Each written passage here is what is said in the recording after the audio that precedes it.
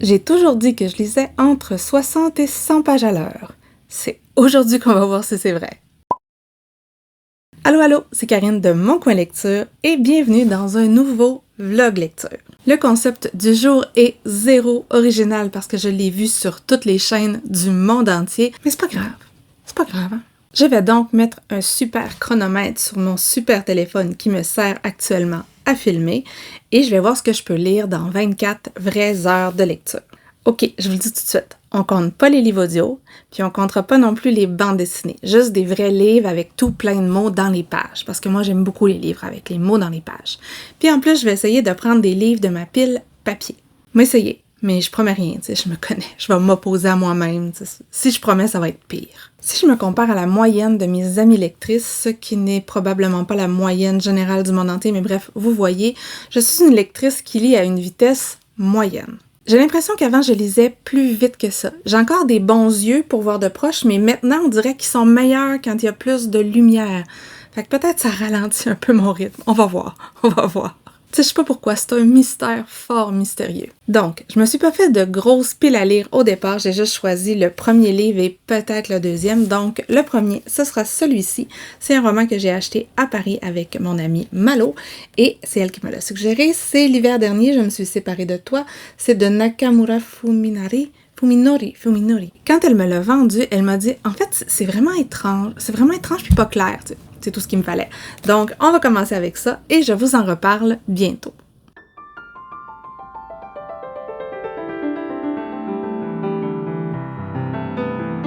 Bon matin, je suis prête à partir travailler et hier soir, j'ai lu ma première heure. Bon, je me suis peut-être un peu endormie avant la fin. Un petit peu. Mais j'ai lu 89 pages, ce qui est moins que ce que je lisais avant, mais c'est quand même ce à quoi je m'attendais. C'est weird, j'adore pour l'instant. C'est l'histoire d'un homme qui a l'air d'avoir décidé d'aller d'écrire un livre sur un mec qui est en prison parce qu'il a tué des femmes. Là, je commence à savoir un petit peu pourquoi, mais c'est bizarre, c'est vraiment bizarre, puis à sa sœur, c'est bizarre, j'aime ça à date. Là, vous allez excuser, j'ai pas mon micro, ma caméra bouge un petit peu, mais c'est le matin, puis s'il faut tout que j'organise, ben je filmerai juste pas. Et on en profite parce que là, mes parents sont pas là, je peux filmer sans qu'ils se foutent de ma gueule. Puis checker, c'est une des premières journées qui fait beau, donc je suis habillée avec les trucs que j'ai achetés en Inde. C'est là, ouh, c'est cool, je suis contente.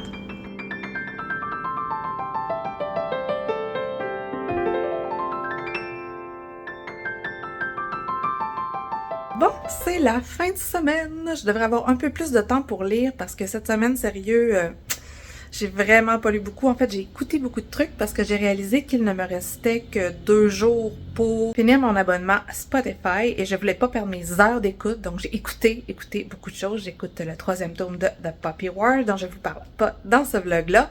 Et donc, vendredi, 4h, il a fait beau toute la journée. Et là, check it. Et c'est ça, il pleut. C'est un peu déprimant, hein? On a vraiment eu une super belle semaine, puis là, ben, immoyation. Donc, ce soir, je devrais finir mon roman qui est là. Attendez, je vais l'attraper.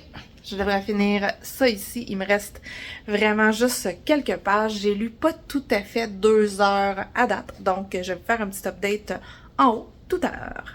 Donc, je vous reviens face cam, assise pour de vrai, parce que j'ai terminé ce roman-là, c'est-à-dire l'hiver dernier, je me suis séparée de toi, de Nakamura Fuminori. Je ne sais plus lire, c'est l'enfer. En fait, surtout, je sais plus parler parce que j'ai filmé une autre vidéo exactement habillée comme ça il y a 2 minutes. Là, j'aurais aimé ça, pouvoir filmer mon téléphone pour vous montrer exactement le temps que ça m'a pris, mais mon téléphone, là, il est sur le trépied puis il est en train de filmer. Ça me cause un vrai problème présentement et j'envisage de m'acheter un autre téléphone juste pour ça. C'est peut-être pas une bonne raison, hein? Bref, ça m'a pris, je crois, 2h02 ou 2h04 pour terminer ces 192 pages. Et ça fit à peu près dans la moyenne dont je vous avais parlé, c'est-à-dire à peu près 95 pages à l'heure dans ce cas-ci. 93. Ah d'accord. Maintenant, la question qui tue, est-ce que j'ai aimé ça? Oui, j'ai aimé ça. J'aime les bizarreries japonaises, je pense. Et j'aime encore plus ça depuis que je suis allée au Japon, que j'ai pu côtoyer certains Japonais. Et c'est bizarre. Ici, c'est présenté comme un thriller. C'est pas un thriller, c'est un roman psychologique en fait. Et ce que j'ai aimé là-dedans, c'est qu'il y a un jeu de narration qui m'a beaucoup plu. L'histoire, Et je l'ai-tu dit dans le premier update? Je m'en souviens plus. Bref, je réexplique puis au pire je vais couper.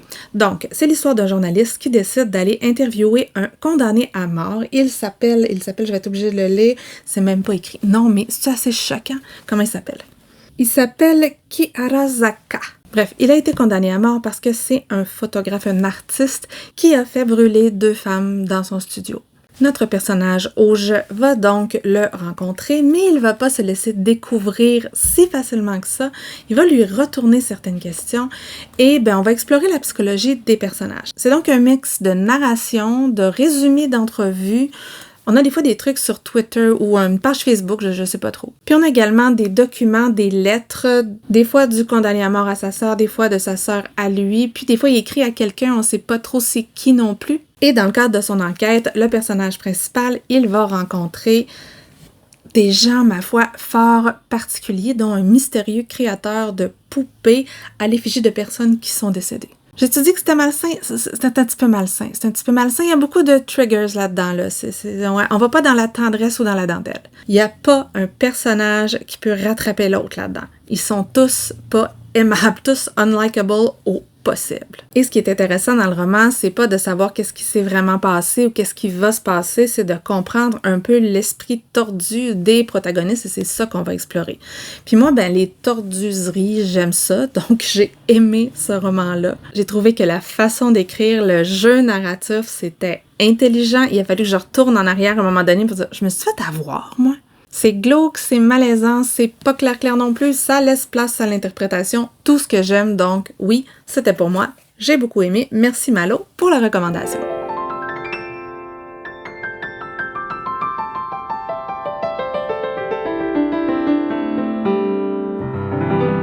Deuxième livre de ce vlog, je vais profiter du fait que je suis assise devant ma caméra et un petit peu maquillée pour vous en parler. J'ai pas fini par contre. Il s'agit donc de Mon vrai nom est Elisabeth, c'est de Adèle Yon. Je l'ai reçu au Salon du livre de Québec et là, j'ai commencé à le lire. Je suis rendue à la page 196. J'ai lu les presque 200 premières pages en 2h30 peut-être? 2h15? Hey, tu sais, la fille qui fait une vidéo pour voir combien de livres ou de pages elle lit à 24 heures, là, puis quand t'arrives pour en parler, elle sait plus. Tout va bien, mais à la fin du livre, je vais le savoir, par exemple. Mais je me rappelle, quand j'ai fini la première partie, elle m'a dit que j'avais lu un peu moins vite que l'autre. Fait que mettons que j'ai dû lire 90 pages à l'heure, je dirais. J'aurais dû faire un tableau Excel, hein, franchement, je suis la précision incarnée. Par contre, là, je viens de commencer la deuxième partie et c'est un essai.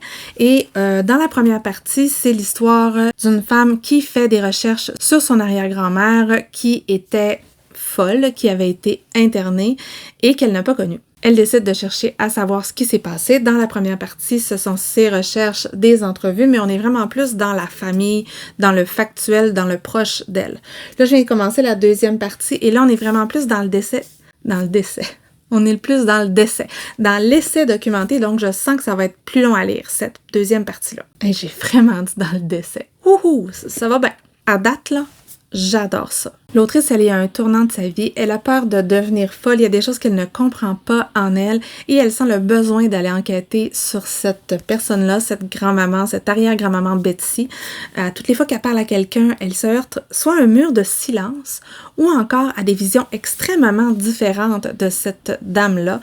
Soit une personne qui criait et qui se désorganisait, soit une vieille dame un peu particulière qui aimait aller nager et faire des splashs autour et qui accusait également son petit-fils de le regarder à travers les murs. Bref, on a une vision très fragmentée, un énorme secret de famille, des gens qui ne veulent pas parler de ça et qui considèrent que c'est mieux comme ça. Sauf qu'elle, elle en a besoin. Elle va faire la recherche et là, elle commence à découvrir des choses. On voit très rapidement où on s'en va parce qu'on dit même ici sur la 4e de couverture qu'elle a une forme de tête un petit peu spéciale, l'arrière-grand-maman. On se doute de ce qui est arrivé. Et derrière cette recherche-là, on sent toute la colère face aux violences faites aux femmes, face aux attentes que la société a envers les femmes, face au poids de l'hérédité aussi. Bref, c'est hyper intéressant de voir comment c'est fait. C'est bien écrit, c'est un style très factuel. Là. On est dans l'essai, mais présentement, je suis passionnée et je devrais le finir aujourd'hui.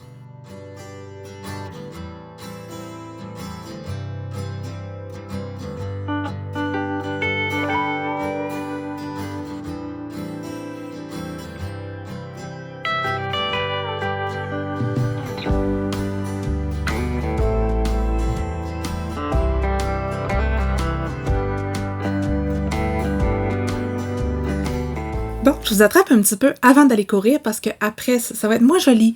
Ouais, moi jolie, je vais être rouge, rougeâtre, violette, plus violette. Bref, j'ai terminé ce matin. Mon vrai nom est Elisabeth de Adèle Yon ou Yon, je ne le sais pas, mais c'est un excellent essai. En fait, je sais pas trop quoi vous dire de plus que ce que je vous ai dit hier parce que ça continue vraiment dans cet ordre d'idées-là. C'est documenté, c'est intéressant, c'est un juste milieu entre la documentation et vraiment les informations pures et son histoire de famille à elle. Ça parle de santé mentale, de l'évolution, de la perception de la santé mentale et du traitement de la santé mentale. Ça parle de traumatisme intergénérationnel, d'hérédité, de génétique, d'impact de l'environnement également. Et on sent que l'autrice essaie de faire la paix avec quelque chose. Puis on va discuter aussi de qu'est-ce qu'on peut régler en sachant et qu'est-ce qui se règle pas nécessairement. Il y a un gros oiseau sur l'arbre ici. C'est tellement rageant de lire ça, de voir comment les femmes étaient traitées à cette époque-là et comment elles sont encore traitées des fois. La fin, là, j'avais le goût de tirer le livre au bout de mes bras, le mari. Oh, que ça me choquait. Je disais, ça se peut-tu, mais oui, ça se peut. C'est ça. On a parqué des femmes dans des asiles d'aliénés parce qu'ils faisaient pas notre affaire puis qu'ils ne cadraient pas dans la petite vie qu'on voulait leur assigner, qu'on voulait les obliger à vivre. C'est terrible, c'est terrible. On a une plume qui va droit au but, c'est un mélange de textes, d'entrevues, de documents. C'est hyper intéressant, il y a quelques photos là-dedans, certaines méthodes scientifiques. Ça fait grincer des dents, mais fort. C'est un ouvrage que je recommande à tout le monde, même si c'est choquant. Et là, ça fait vraiment bizarre parce qu'habituellement, quand je parle de quelque chose à la caméra, j'ai écrit une chronique dessus. Et là, je le fais on the spot. Donc non, j'ai pas écrit de chronique. C'est peut-être un peu moins argumenté que d'habitude. Et ça, c'est mon écran d'ordinateur. Super!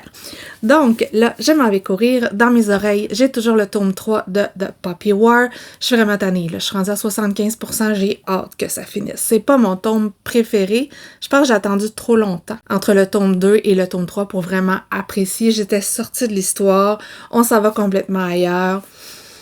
C'est ça, il y a beaucoup de batailles dans tout ça. Mais je vais être contente de l'avoir fini. Ensuite de ça, je voulais lire ça ici, qui de nous trois s'égare, c'est de Alizée Goulet. Je voulais le lire pour le gala du roman québécois. Mais derrière, je vois que c'est une étudiante québécoise qui rédige son mémoire de maîtrise sur les troubles alimentaires chez Sylvia Plath.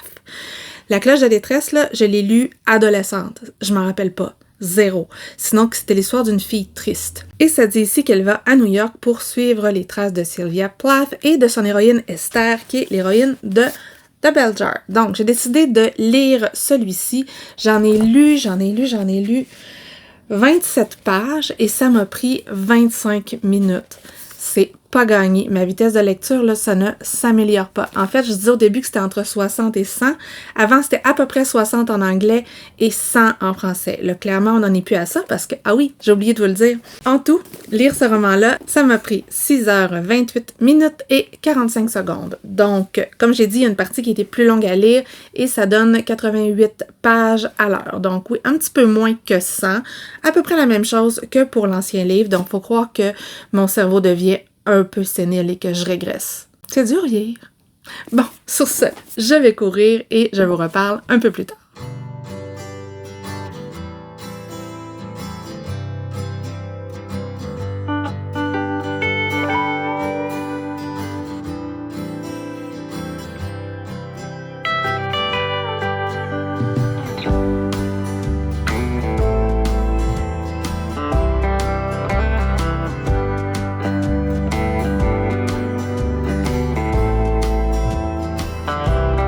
Je profite du fait que je suis en avant de ma caméra pour vous faire un petit update sur The Bell Jar de Sylvia Plath.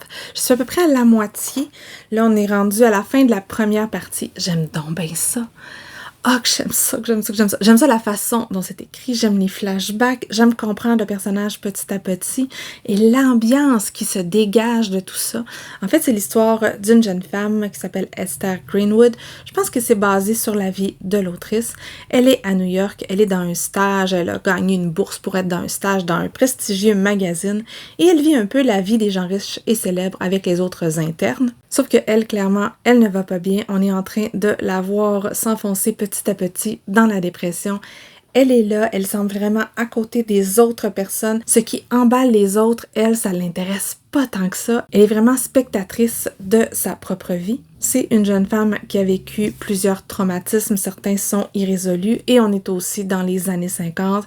Elle est une femme et parfois être une femme à cette époque-là, c'était en soi un acte de courage. Ce qu'on attendait d'elle, c'est qu'elle soit une sténo, une bonne femme, une bonne épouse. Elle se voit pas là, mais elle réalise tout d'un coup qu'elle ne sait pas ce qu'elle veut. Elle veut tout. Elle veut tout, mais elle a rien. Elle est très, très perfectionniste. Quand elle a des déceptions, elle remet sa vie en question. Il semble avoir un syndrome de l'imposteur dans tout ça. C'est hyper bien écrit. Il faut aimer les romans très, très introspectifs où il se passe pas grand-chose. On est beaucoup dans la tête de l'héroïne. Moi, j'adore ça. Donc, ça passe. Je sens que ça va être une excellente lecture. Et on voit tellement mes taches de rousseur, là. Oh, OK. Bon. Les rides aussi, mais c'est une autre histoire.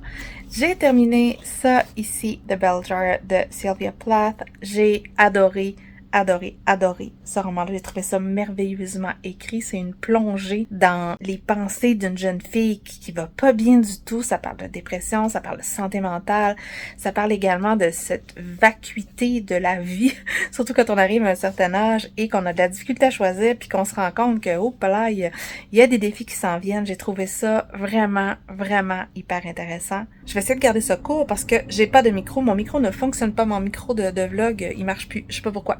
Donc, je prends pas de chance. Bref, je disais que quand je vous ai parlé la dernière fois, j'en étais à la première partie, la partie où elle est à New York et où elle commence à sombrer un peu, où elle se sent aspirée par le vide, où elle se sent séparée de tout le reste, puis elle comprend pas où est-ce qu'elle s'en va. La deuxième partie, on parle davantage de santé mentale, on parle davantage du traitement de la santé mentale et de ce qui était imposé aux femmes à ce moment-là.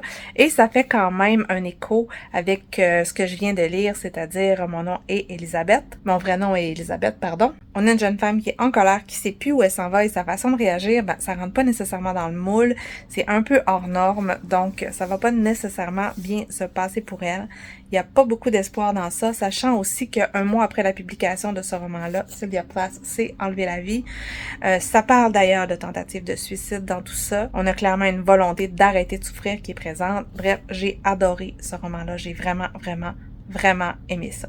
Ensuite de ça, j'ai commencé hier ce roman-là ici qui s'appelle Qui de nous trois s'égare, c'est de Alizée Goulet et c'est un 20$ qui me sert de marque-page. On va le cacher, ça va être moins pire.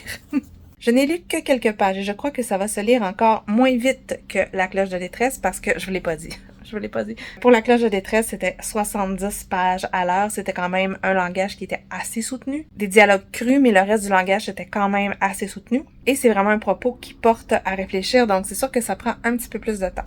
Ici, il y a des poèmes, on est encore plus dans la réflexion, encore plus dans les trucs qui sont abstraits. C'est un roman qui est vraiment pas long, un peu plus de 100 pages, mais j'ai vraiment l'impression que ça va me prendre une éternité à lire.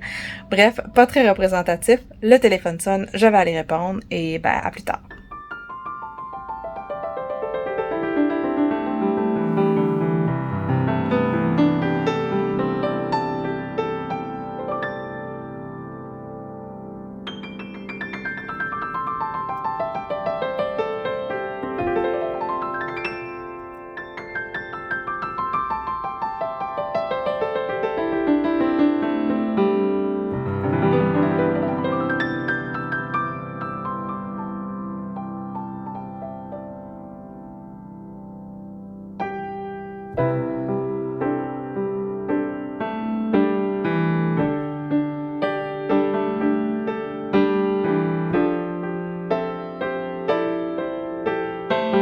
Je suis échevelée.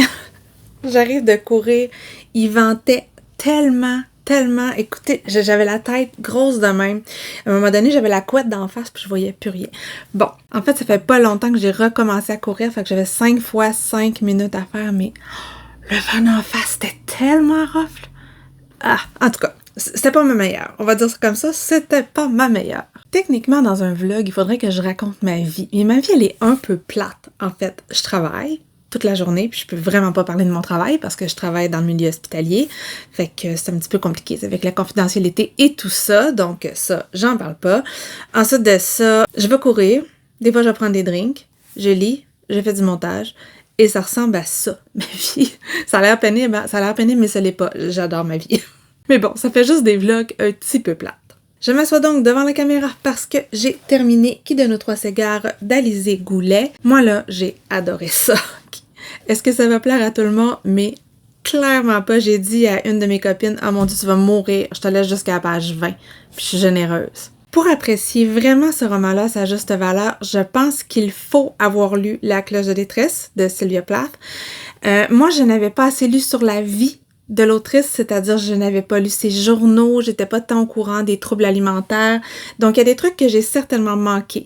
En fait, dans La cloche de détresse, j'avais pas tant spoté les troubles alimentaires non plus. C'est gênant, hein? Ça sera peut-être pas le cas pour tout le monde, mais moi, comme lectrice, si je n'avais pas lu juste avant La cloche de détresse, si je l'avais pas eu bien en tête, je suis pas certaine que j'aurais apprécié autant.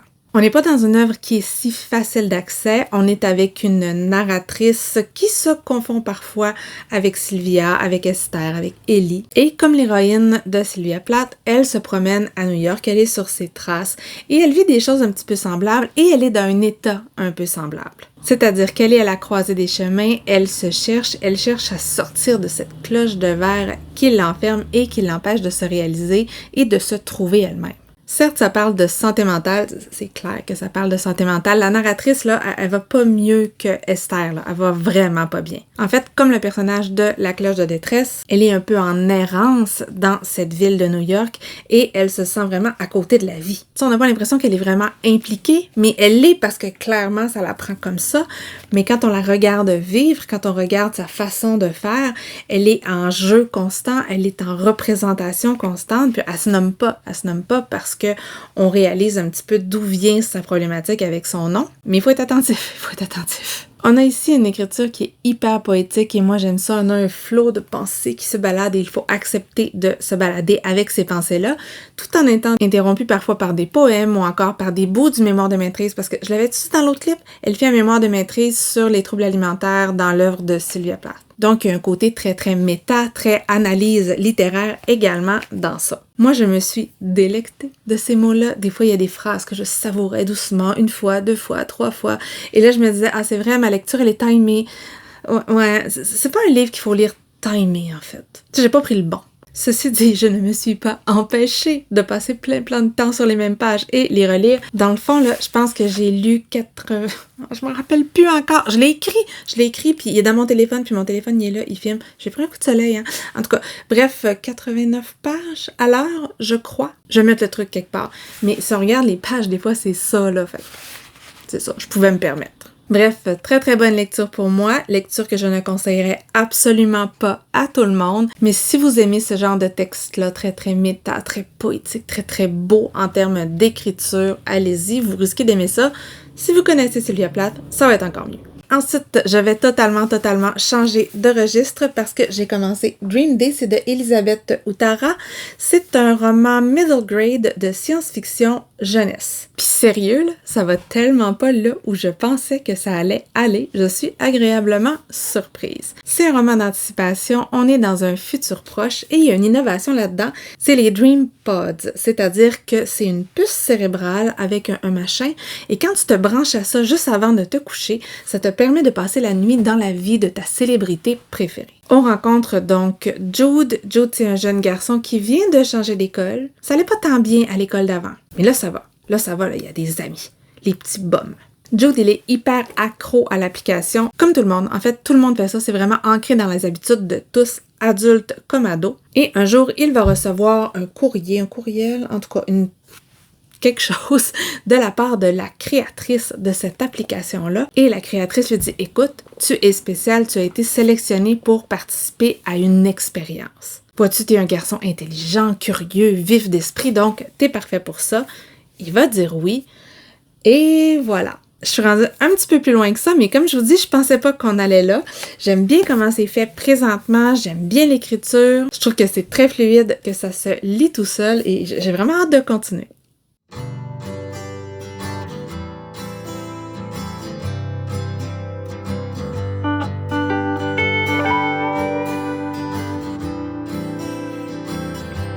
Bon, ben ça me tente pas mal moins que quand je peux aller courir dehors, mais là, il vente tellement, là. Ça a tellement été rough la dernière fois que no effing way. Bon, c'est l'heure de vous retrouver parce que j'ai terminé Dream Day. En fait, j'ai terminé il y a quelques jours, mais mes cheveux étaient vraiment trop laids pour que je vienne filmer. Tu sais, des fois, il y a des limites. Des fois, il y a des limites. Puis le problème, c'est que quand on court, là, les limites, ils sont souvent. Donc, Dream Day, j'ai beaucoup aimé ça. Comme je vous disais, c'est un roman middle grade. Et je veux pas trop vous en dire, parce que moi, quand je suis entrée dedans, je savais pas du tout où ça s'en allait. Et finalement, j'ai aimé un peu être surprise. Sachez seulement que ça traite de problématiques de société, que c'est moins sombre que ce qu'on pourrait croire avec la 4e de couverture, et surtout que l'écriture m'a bien plu. C'est un roman qui est parfait pour le groupe d'âge auquel il s'adresse. Ce qui n'est pas le mien, là. Mais c'est parfait en ce sens que c'est idéaliste, comme les jeunes à cet âge-là. Et non seulement on a cet aspect-là qui va rejoindre les jeunes, mais l'autrice ne les prend pas pour des cons. Ça soulève beaucoup de questions. Ça ne donne pas toutes les réponses. En fait, ça serait impossible de donner toutes les réponses, mais je pense que le lire avec un adulte, ça peut être hyper intéressant et ça peut soulever des discussions, des conversations, parce que c'est jamais aussi simple que ça. On a un roman qui est engagé, qui est militant, et moi, ça m'a beaucoup plu. J'ai aussi beaucoup aimé le fait qu'il y ait des parents qui tenaient leur rôle de parents. Il y a des adultes qui tiennent leur rôle d'adultes. C'est pas tous les adultes qui sont des méchants ici. Bref, parfait pour des jeunes ados et j'espère pouvoir le faire lire à ma nièce. Ensuite de ça, je suis complètement sortie de ma zone de confort, c'est-à-dire que j'ai sorti une romance. J'ai donc commencé Book Lovers de Emily Henry. Là, en fait, je suis un petit peu dépassée la moitié. J'aurais dû vous en parler avant. Parce qu'au début, je trouvais ça vraiment cool. On est dans le monde de l'édition et on a une héroïne qui est la méchante des romances, c'est-à-dire la fille citadine qui ne se promène qu'en talons hauts. Bref, tu sais, celle qui se fait toujours laisser pour la gentille petite fille de campagne ou de la petite ville. Parce que oui, ça parle de trope là-dedans. C'est assumé, il y a un côté méta, léger méta, que j'ai quand même bien aimé. Sauf que là, je suis rendue là, puis je commence à avoir hâte que ça finisse, là. Je commence à trouver que ça tourne en rond, mais quand même, quand je lis, je ne m'ennuie pas, mais j'ai jamais hâte d'y retourner non plus. De quoi ça parle? Ça parle donc de Nora. Nora, elle est agent littéraire, c'est un requin. Elle est toute dévouée à son travail et sa petite sœur qui attend son 3e enfant, 4e, je sais plus. Bref, un jour, elle lui dit « Regarde, il faut faire comme dans mes romances préférées, aller dans une petite ville. » Puis là, il sort une liste de trucs à faire. Mais je pense que ça suivra pas exactement le trope de la small town romance. L'intérêt masculin, c'est un éditeur. Elle l'a rencontré il y a quelques années. C'était pas son meilleur jour. Bref, il l'a un petit peu ramassé, puis là, il la retrouve. Non, elle le retrouve. En tout cas, les deux se retrouvent dans cette petite ville-là. Et bien entendu, ça fait des étincelles. Ce que je préfère là-dedans, c'est le banter. J'aime beaucoup l'humour de Emily Henry. C'est pour ça que je continue à lire ses livres, même si, romance, puis moi, vous savez que ça fait 2 écarts. Mais là, il faut que je me mette un petit peu derrière puis que je le finisse. Parce que, vous savez pas ça fait combien de temps que j'ai commencé ce vlog-là, mais c'est une blague. Je suis tellement opposante à moi-même, là. Je vais vous dire à la fin tout ce que j'ai fait d'autre pour pas lire. Avec des mots, avec plein de mots dans une page. Je vais vous le dire. C'est n'importe quoi. Je vais donc vous retrouver plus tard quand je vais avoir fini ce roman-là. Ah zut, j'ai oublié de vous parler du temps tout à l'heure. Donc, je reviens à mon livre de tantôt. Dream Day. Dream Day, ça m'a pris 111 minutes à le lire. J'ai donc lu 130 pages à l'heure, mais si vous regardez, là, c'est quand même écrit gros et c'est de la jeunesse, donc c'est un petit peu normal que ça soit plus rapide. Donc voilà. J'ai donc terminé Book Lovers de Emily Henry. Est-ce que j'ai aimé ça? Oui, j'ai aimé ça, c'était cool. C'est une petite romance, mais pas que. C'est l'histoire d'une jeune femme qui n'a pas le beau rôle normalement. Et j'ai aimé que l'autrice amène une évolution du personnage sans toutefois la faire changer du tout au tout, ce qui m'énerve souvent. Donc ici, ça se passe pas. Je trouve que le personnage, il grandit, il change, mais c'est pas une transformation magique. C'est un personnage qui me ressemble un peu, pas tant. Sur certains aspects, non. Parce que moi, j'ai rien de requin. Je suis zéro ambitieuse. Je veux pas avancer dans ma carrière. Pas du tout. Mais je suis quand même passionnée par ma job. Et j'ai beaucoup aimé le regard que les autres portaient sur elle. Comment il était différent que ce qu'elle-même pensait. Ça, j'ai trouvé ça chouette. J'ai aimé la façon que c'était amené. Et là, on voit des voitures qui se promènent. Et là, je les vois dans mon retour caméra. Puis ça me perturbe. Vraiment. Une bonne lecture. J'ai apprécié. Je pense que je vais mettre un 3.5, quelque chose comme ça. Parce que à un moment donné, au milieu, ça me gosse.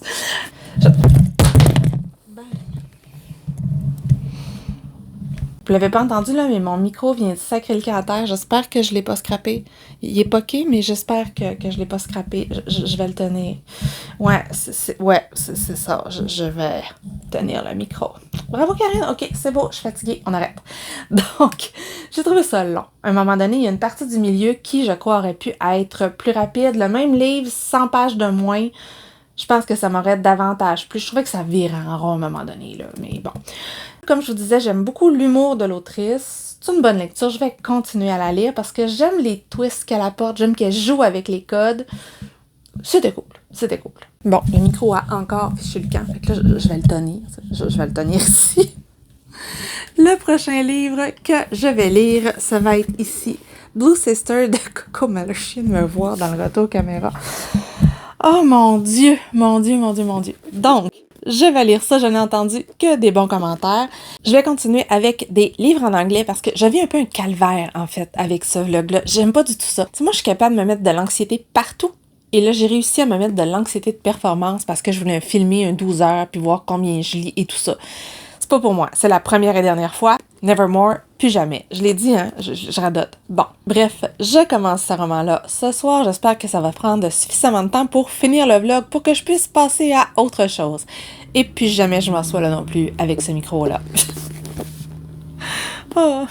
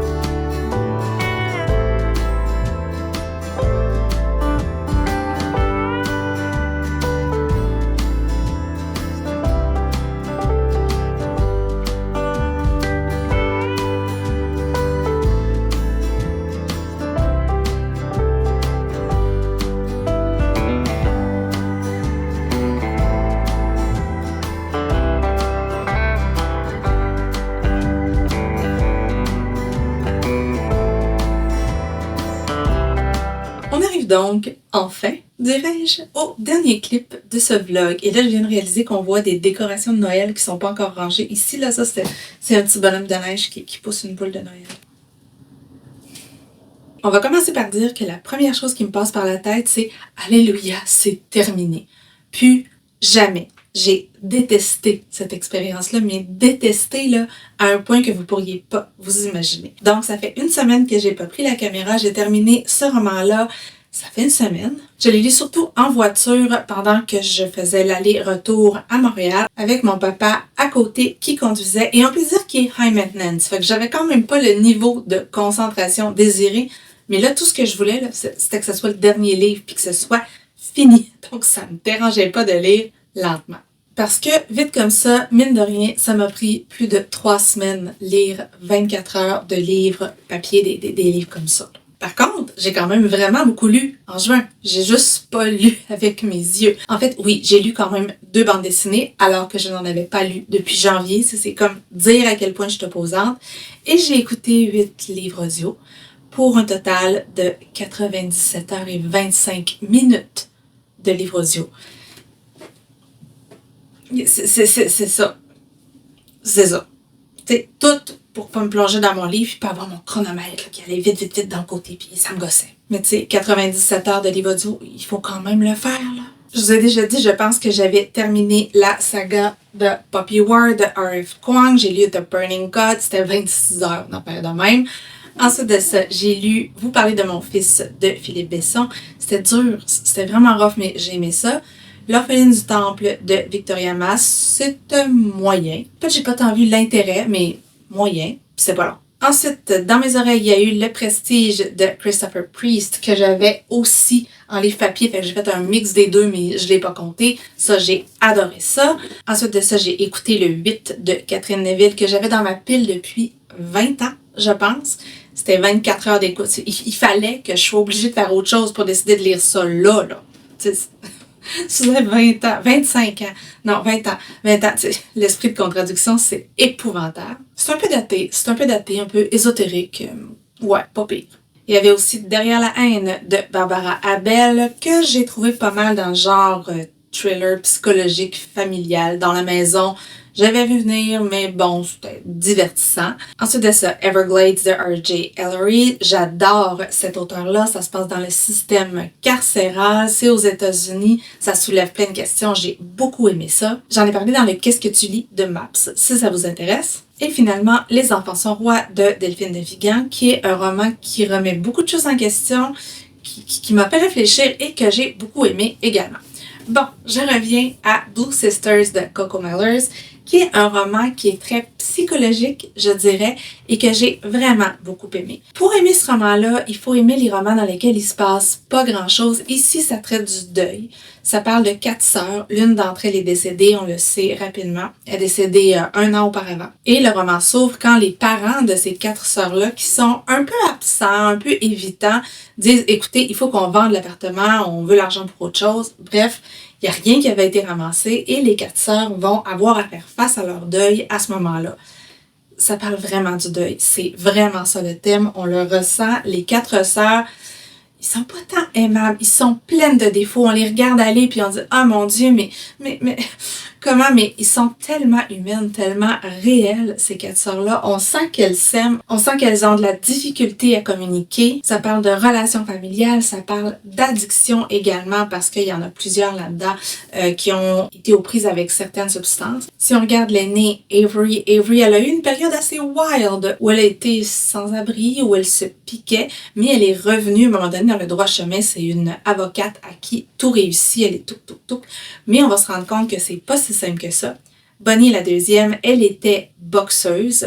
Elle réussissait super bien jusqu'à un certain événement, la mort de sa sœur. Bref, elle est à la croisée des chemins. Qui est-elle si elle n'est pas une boxeuse, si elle n'est pas la championne? Et on a la plus jeune, Lucky, qui est un mannequin qui vit dans les hautes sphères et qui boit et qui prend de la coke. Bref, elle a ben du fun avec ça. Leur autre sœur, Nikki, celle qui est décédée, elle respirait plus la joie de vivre. C'était une personne qui voyait le bonheur dans les petites choses qui étaient sociables, qui était beaucoup plus lumineuse. Du moins, elle l'est dans leurs souvenirs. Et quand on comprend comment elle est décédée, ben c'est encore plus déchirant. C'est très très bien écrit. C'est un voyage qui est intérieur. On a 4 femmes qui ne se ressemblent pas, mais qui s'aiment incroyablement. Très bon roman. Et je veux lire Cléopâtre et Frankenstein de la même autrice qui est quelque part dans ma pile. Et je comprends pas pourquoi je l'ai pas lu. Quand j'ai fait tous ces trucs, je lis les trucs dérivés de Frankenstein. Je sais pas pourquoi, mais je vais le lire, c'est ça. Donc, quand je suis arrivée à la fin de tout ça, j'en étais à 23h49 minutes, quelque chose comme ça. Fait que là, j'ai dit, ok, c'est bon, on finit. Donc, j'ai pris d'autres choses tout de suite et j'ai lu, je crois, 25 pages d'un autre livre. L'Atlas des autres terres de Emily Wilde, qui est le tome 2 de cette série-là. J'avais bien aimé le tome 1 sans adorer. Par contre, là, le tome 2, ça fait une semaine, ok, puis je suis rendue là. Je lis pas la semaine. Je sais pas combien de fois il va falloir que je le dise, là, c'est pas ça que je fais. Sur semaine, je travaille, puis c'est ça. Mais là, je réalise que maintenant que mes attentes sont un petit peu descendues, ben, j'aime beaucoup l'humour. Et ben, ça se pourrait que j'aime ça, en fait. Ça se pourrait. Puis ça, ben, en plus, je me suis dit, ça fait partie de mon challenge de l'été, qui est une grille de bingo Interforum. Je dis, je vais y aller, cool, c'est bon. Et là, en audio, j'ai écouté tout. Attendez, je vous montre ce roman-là, qui aussi pourrait faire partie du challenge, mais que je n'avais pas mis, parce que sinon, c'est pas drôle. Pourquoi lire ce qu'on avait dit qu'on lirait quand on peut lire d'autres choses? Donc là, mon truc est là, mais j'ai fini.